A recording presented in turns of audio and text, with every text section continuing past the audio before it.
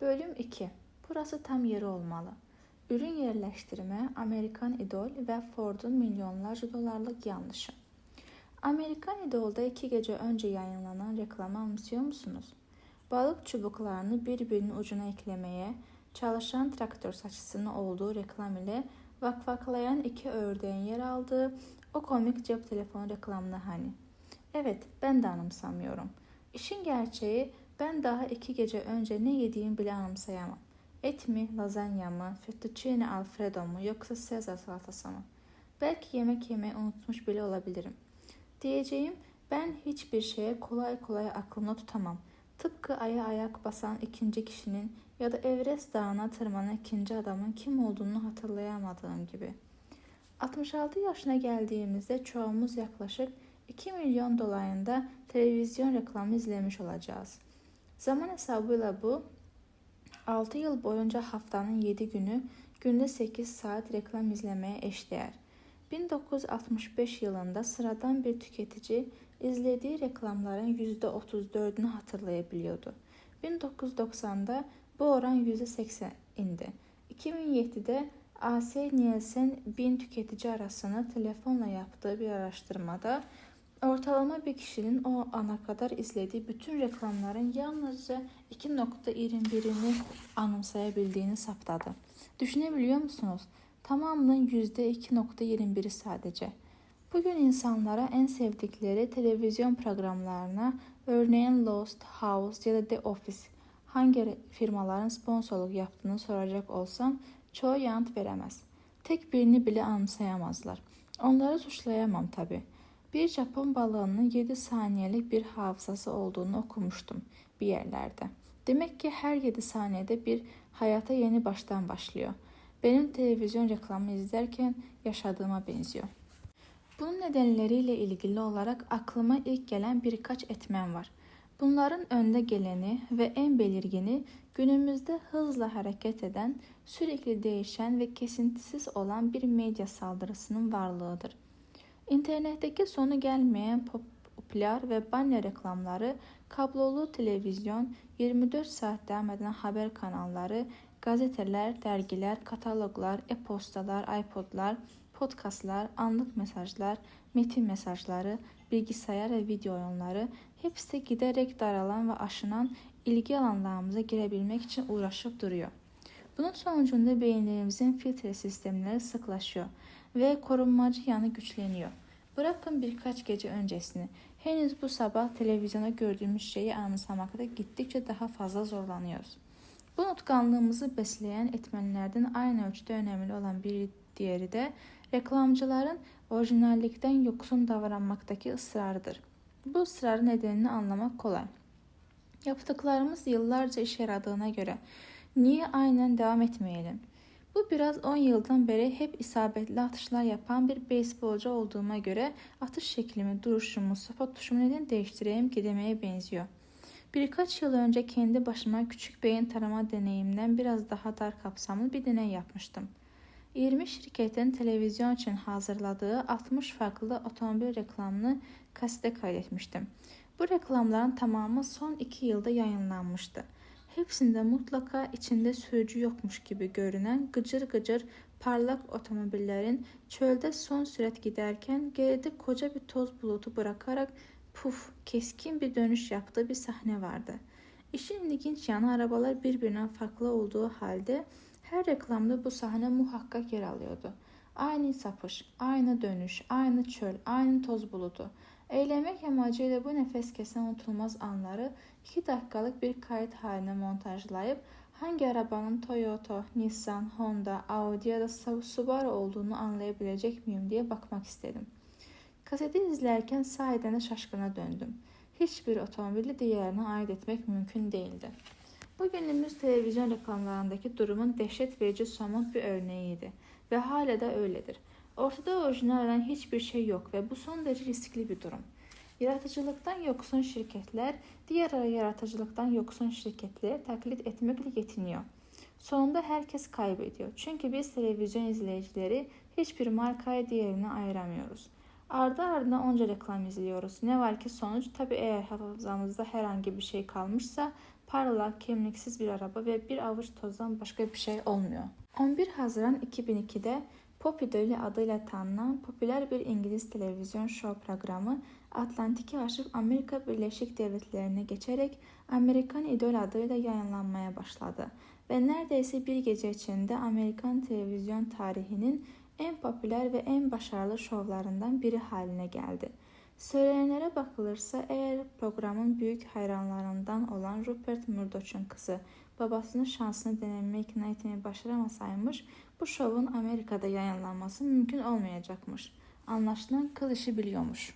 Artık programın nasıl bir seyir izlediğini bilmeyen kalmadı neredeyse. İlk birkaç hafta Amerikan İdol'ün yapımcıları ile kast yetkilileri Amerika Birleşik Devletleri'nin dört bir köşesinde şehir şehir dolaşarak çok sayıda şarkıcılar hevesli yarışmacıyı denetinden geçirdiler. Ve onları uzman ama biraz çalışması gerekiyor, umut vaat ediyor ve zaman zaman ürkütücü ölçüde kötü diyerek farklı yetenek düzeylerine göre ayırdılar. Şovun 3 kişilik jürisi sezon boyunca bütün yarışmacıları 24 kişi kalıncaya kadar eledikten sonra şimdi artık her hafta izleyicilerin evlerinden yarışmacılara oy verdiği ve en az oyu alan yarışmacının çıkarıldığı aşamaya gelindi. Sezon sonunda yarışmada kalmaya başaran şarkıcı Amerikan Idol'ü seçilecek. İyi ama berbat şarkıcıların, bunaltıcı jüri üyelerinin ve şöhret, ün ve yıldızlar alemi hayallerinin araştırmamızın bir sonraki kısmıyla ne ilgisi var diyeceksiniz. Çok ilgisi var. Şimdiye kadar reklamlar ve araya ürün yerleştirme gibi geleneksel reklam ve pazarlama stratejilerinden yalnızca şüphe ediyordum. Ama şimdi artık onları kesin bir teste tabi tutmanın zamanı gelmişti. Televizyon tarihinin en yüksek reyting alan programlarından biri olan bu Amerikan İdol şovunun her birinin markasının görünmesi için yılda tahminen 26 milyon doları gözden çıkardığı 3 ana sponsoru var. Cingular Wireless aslında bu firma AT&T tarafından satın alınalı çok zaman oldu. Ama o günkü reklamlarda onun adı geçtiği için ben bu bölümde onu Cingular ismiyle anacağım. Ford Motor ve Coca-Cola. Üstelik bu dünya çapındaki son derece pahalı devasa bir sektörün küçük bir parçası.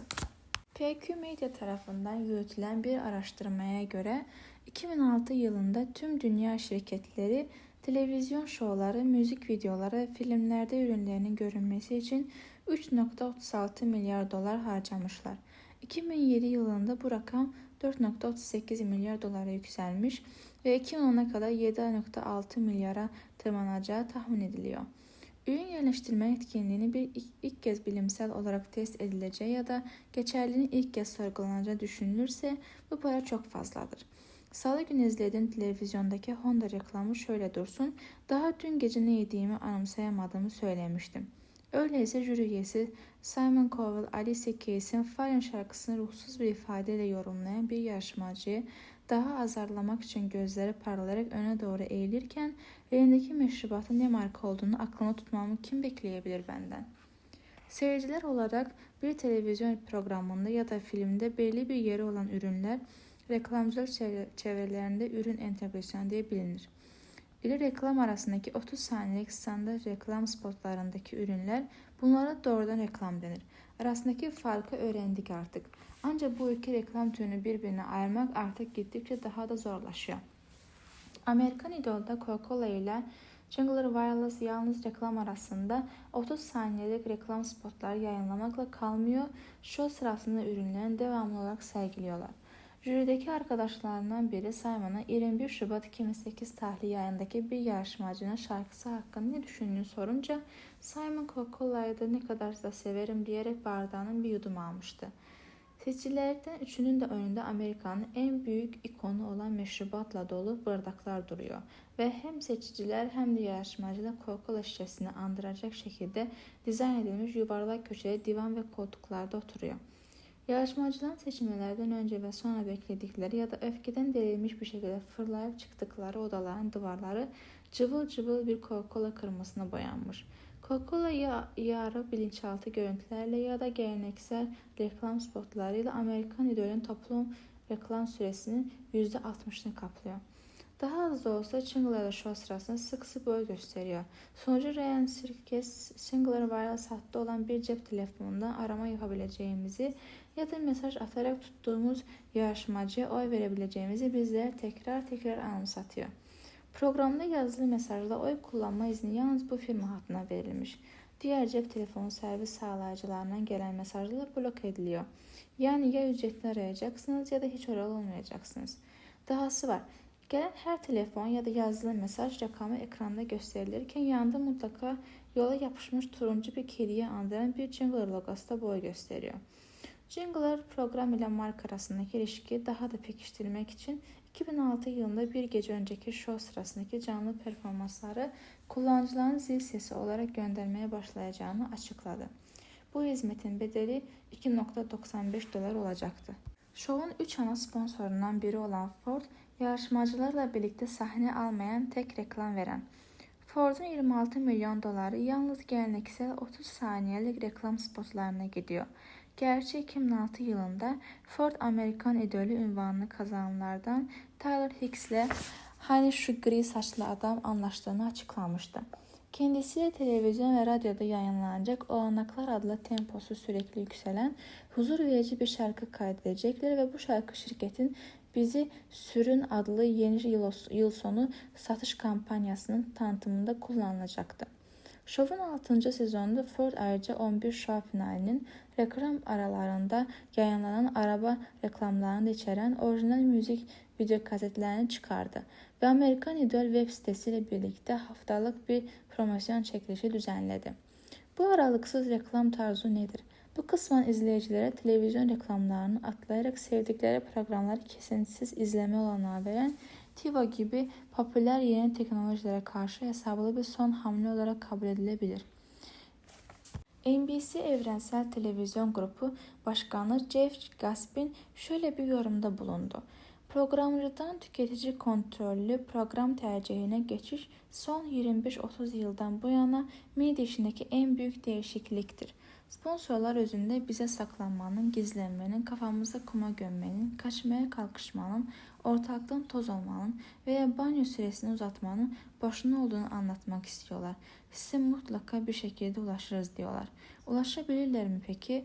Bütün bu tezlikle planlanan, ince hesaplanan ürünler uzun süreli belleğimize gerçekten nüfuz edip hepimize kalıcı izlenimle bırakabilir mi?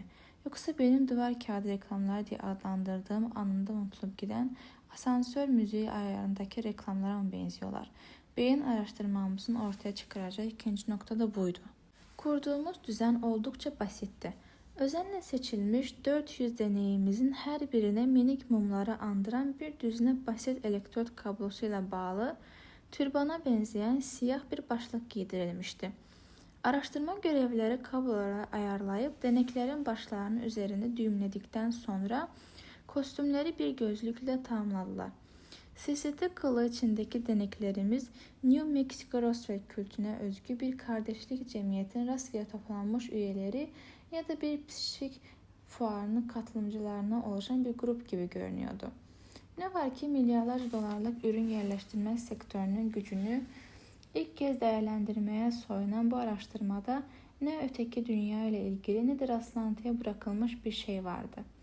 Elektrotlar deneklerin beyinlerinin özgül bölümleri üzerine öyle bir şekilde yerleştirilmişti ki araştırma ekibi onların beyin dalgalarının hareketlerini 1 metre kadar uzaklıktaki bir cam panelin ardından gerçek zamanlı olarak net bir şekilde izleyebiliyor ve de matematiksel ölçüm yapabiliyorlardı.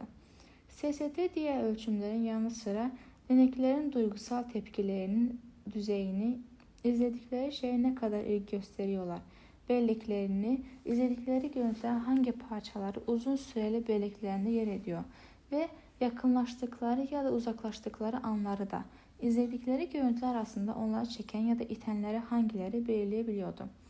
Ya da araştırmacıların başı Dr. Serbis'ten deyişiyle beynin ayrı bölümlerinin birbirlerine ne söylediğini ölçebiliyordu. Denekte bütün perdeleri sımsıkı kapalı olan karanlık bir odada bulunuyordu. Filmlere ürün yerleştirme, sinemanın icadı kadar eskidir.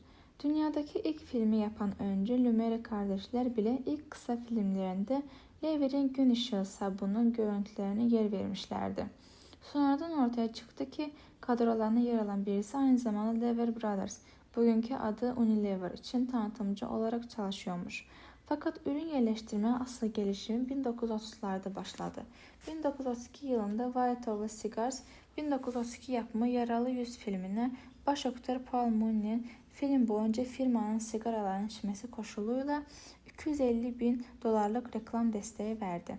1940'ların ortasında içinde General Electric marka yepyeni buzdolabı olan bir mutfak ya da sonunda erkeğin kadına sonsuz bağlılık göstergesi olarak elmas armağan ettiği bir sahne, elmasın sponsoru elbette D-Beers olurdu. İçermeyen bir Warner Brothers filmi izleme mümkün değildi. Yine de bugün çoğumuzun bildiği haliyle ürün yerleştirmenin sürevenini küçük bir yaratıktan başlatabiliriz. Steven Spielberg'in E.T.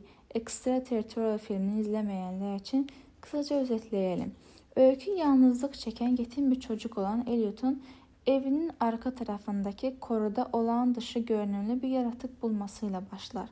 Çocuk yaratığı saklandığı yerden çıkarmak için koruluktan evine doğru uzanan yol boyunca yerlere küçük kek parçaları koyar. Bunlar her şeyin Reese's Pieces markası olduğu hemen anlaşılan kek parçalarıdır. Kuşkusuz Spielberg bu keki rastgele seçmemiştir. Yönetmen önce M&M's ürünlerinin imalatçısı olan Mars şirketine yanaşarak ürünlerinin filmde görünmesi için para ödemeye düşünüp düşünmediklerini sordu. Onlardan ret cevabı gelince her şey firması Reese's Pieces adlı ürünün kullanılmasını kabul etti. Bunun şirket açısından çok akıllıca bir karar olduğu görüldü. Filmin gösterime girmesinden bir hafta sonra Reese's Pieces'in satışı 3 katına çıktı. Birkaç ay içinde ise tüm ülkede 800'den fazla sinema büfelerinde ilk kez Reese's Pieces stoklanmaya başladı. Tom Cruise'u alalım. 1970'lerin sonu ile 80'lerin başında satış rakamları uzun süredir yerinden kıpırdamayan ABD kökenli güneş gözlüğü reji Ray-Ban ayakta kalma savaşı veriyordu. Bu durum firmanın 1983 yapımı Riskli İş filminin yönetmeni Paul Brickman'la yaptığı anlaşma sonucunda retro gözlüklerin Tom Cruise sayesinde yepyeni bir kimlik kazanmasına kadar sürdü. Film tutunca Ray-Ban cirosu da %50 yükseldi. Ne ki Tom Cruise ile gözlüğünün macerası asıl bundan sonra başladı. 3 yıl kadar sonra aktörün alevler içinde kalan avcı uçağından üzerinde hava kuvvetlerinin deri ceketi ve aviator Ray-Ban'ıyla kurtulduğu Tony Scott'un Top Gun filmi güneş gözlüğü imalatçısının gelirini %40 daha yükseltti. Top Gun filminden para kazanan yalnızca kara gözlükler değildi. Deri pilot ceketlerinin satışlarının yükseldiği gibi hava kuvvetleri ve donanmaya yazılan insanların sayı da yükseldi. Üstelik %500 arttı. Ray-Ban'ın ürün yerleştirmedeki başarısı 20 yıl sonra bir kez daha tekrarlandı. 2002 yapımı Siyah Giyen Adamlar 2'de Will Smith'in bu kez kapkara retro gözlükler takmasından sonraki 6 ay içinde şirketin satışları 3 katına çıktı. Bir şirket yetkilisinin açıklamasına göre böyle bir getirinin normal reklam bedeli 25 milyon doları aşardı. Fakat Extraterritorial ve Top Gun'dan sonra filmlere ürün yerleştirme uygulaması giderek saçmalık sınırına dayandı. James Bond serisinin 2002 tarihli Die Another Day Başka Gün Öl filminde 123 dakika içinde 23 marka sergilenince izleyiciler haklı ciddi bir rahatsızlık duydular. Çoğu eleştirmen filmin samimiyetini sorguladı. Hatta kimisi başka gün satın al diye dalga geçti.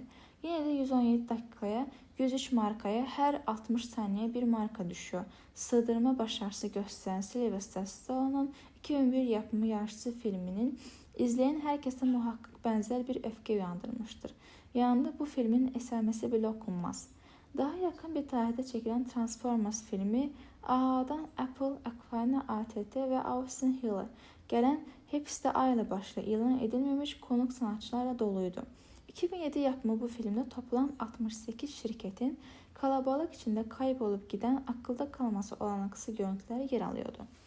Bugünlerde durdurabilmeden gözümüzün içine sokulan ürün yerleştirme sağanağı altında sürükleniyor, itilip kakılıyor, dürtükleniyor, sıkıştırılıyor, baştan çıkarılıyor, kulağımıza fısıldanıyor, üzerimize yükleniyor ve ezip kalıyoruz. Peki sonuç ne? Kar körlüğü ya da ona yakın bir şey. Bu arada fırsatınız olup da Daniel Craig'in oynadığı son James Bond filmi Casino Royale'ı izleyebildiniz mi? Filmde reklamı yapılan ürünlerden herhangi birini anımsayabiliyor musunuz? FedEx'i, Bond'un Omega marka saatini, Sony Vaio bilgisayarını, Louis Vuitton'u, Ford otomobilini, ister inan ister inanmayın hepsi de hiç dikkat çekmeden gelip geçti önünüzden.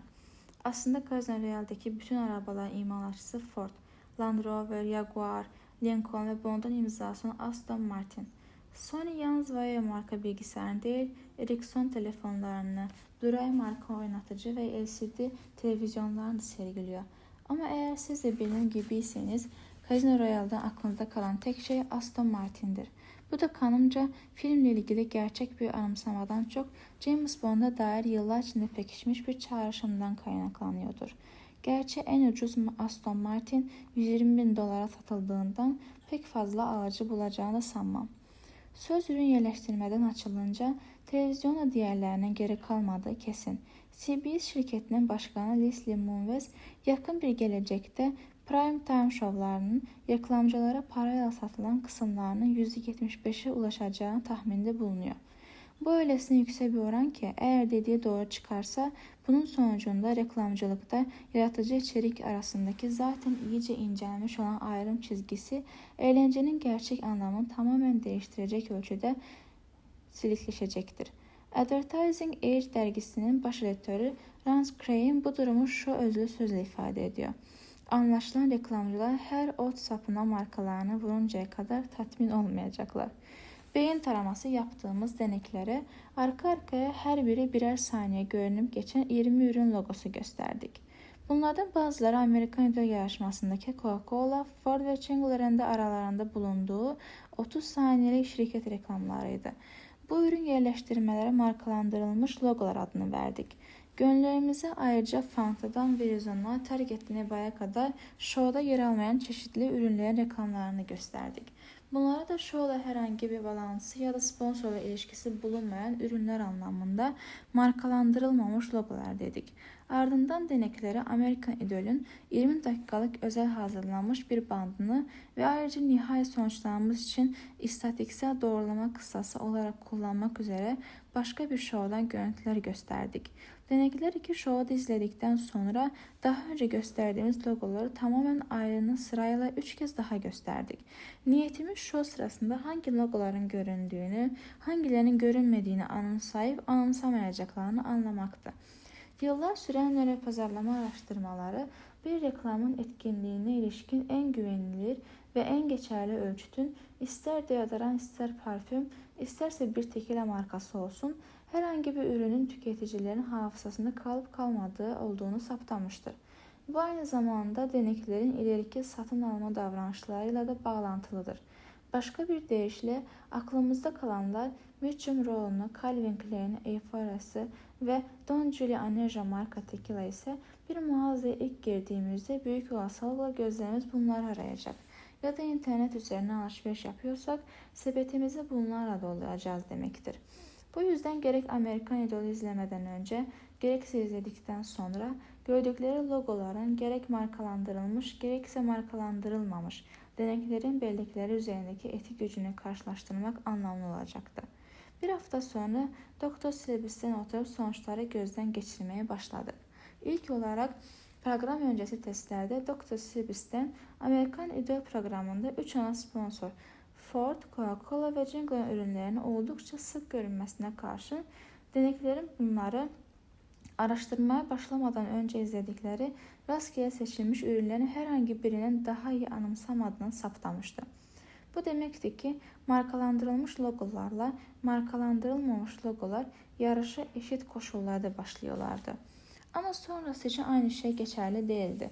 Denekler programları izledikten sonra markalandırılmış logoları markalandırılmamış logolara kıyasla da kayda değer ölçüde daha iyi anımsıyordu. Dahası ürünlerinin tüm programa stratejik bir şekilde dağıtılmış veya program esnasında reklam yapmış olan markalandırılmış logoların kesin gücü markalandırılmamış logoların anımsanmasını fiilen engelliyordu. Başka bir ifadeyle denekler her iki şovu da izledikten sonra Coca-Cola ve Jingle gibi markalandırılmış logoların yer ettiği belleklerinde Pepsi ve Verizon gibi markalandırılmamış logolara yer kalmamıştı. Ama en garip, muhtemelen en derin bulgu bundan sonraki tespit oldu. CCD sonuçları Coca-Cola'nın Jingle Vials'tan çok daha fazla akılda kalıcı olduğunu, Ford'dan ise fersah ileride olduğunu gösterdi. Daha da şaşırtıcı olanı Ford yalnızca zayıf bir varlık göstermekle kalmıyordu.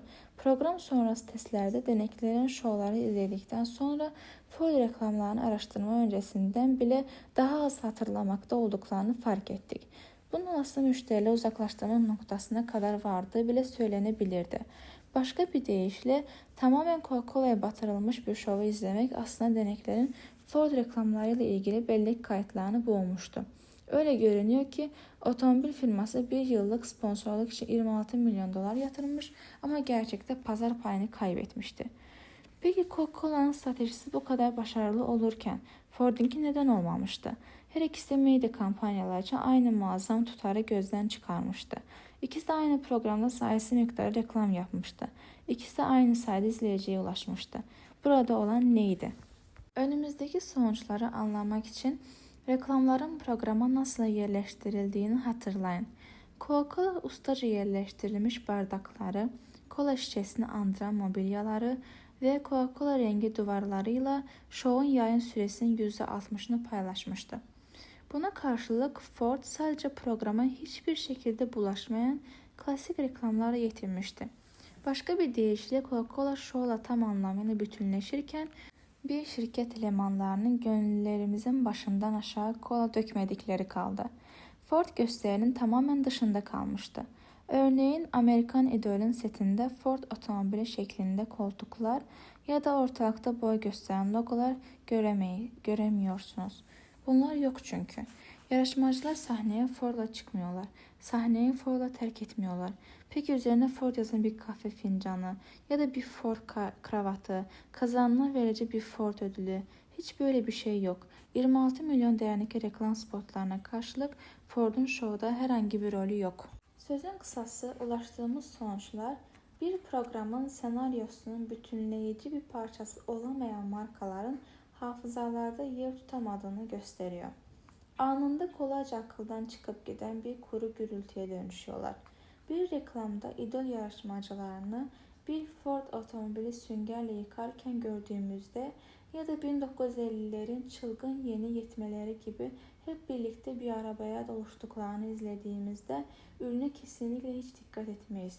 Çünkü bunun sadece bir reklam olduğu çok açıktır. Öte yandan Coca-Cola başardığı incelikli ve dahice bütünleşme sayesinde potansiyel idollerin düşleri, özlemleri ve uçuk fantezileriyle hassas bir bağ kuruyor. Zirveye yükselmek ve insanların hayranlığını kazanmak mı istiyorsunuz? Coca-Cola size yardımcı olabilir. Dünya ayaklarınıza serilmesini mi istiyorsunuz? Coca-Cola için. Şovun 3 seçicisinin sahnede devamlı kola yudumlaması, bu içecek ile şovun körüklediği duygular arasında güçlü bir çağrışım ortaya çıkmasını sağladı. Aynı şekilde jingle'larda yarışmacıların ya hayallerini gerçekleştirmelerine ya da en azından ikinci sırada bir ünlü olmalarına hizmet edecek bir cihaz olarak çağrışım yapma özelliği elde etti. Buna karşılık Ford, Amerikan Idol'da bu tür örnek oluşturabilecek herhangi bir role sahip olamadı. İzleyiciler onunla zafer, yenilgi, düşler, hayranlık, sahne ışıkları, alkış tufanı ve tekrar tezahüratları arasında bir bağlantı, yani benzin, lastik, otoban ve otomatik vitesin dışında herhangi bir bağ kuramıyorlar. İdol yarışmacıları ile marka arasında ne doğal bir bağlantı ne de özlemleriyle ilgili bir çağrışım var. Bu yüzden izleyiciler ile Ford arasında duygusal bir ilişki kurulamıyor. Programın anlatısında bütünleşik bir yer tutan Coca-Cola ve bir ölçüde Jinger Virus gibi ürünler daha akılda kalıcı olmalarının yanı sıra göründüğü kadarıyla çifte kavrulmuş bir etki yapıyor.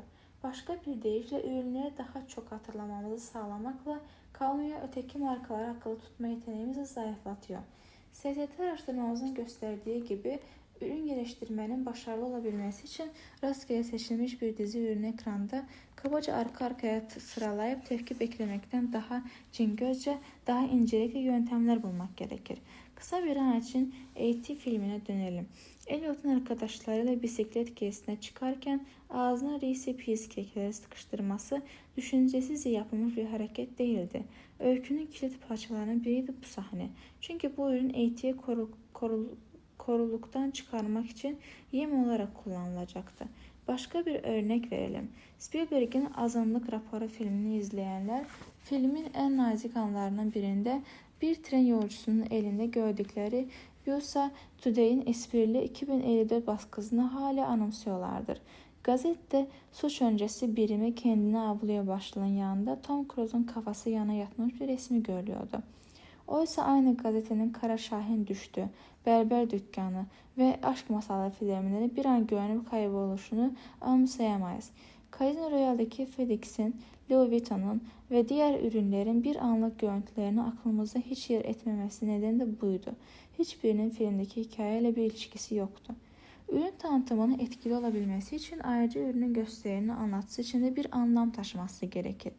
Bu nedenle eğer ürün göründüğü bir filmde ya da televizyon programıyla örtüşmezse bir sürü adamın öldüğü son Bruce Willis filmindeki gibi araya pamuklu temizlik bezi, çilek aromalı diş ipi ya da Body Shop'un yeni kokulu losyonu sokuşturulursa izleyicilerin bu görüntüleri dışlayacakları açıktır.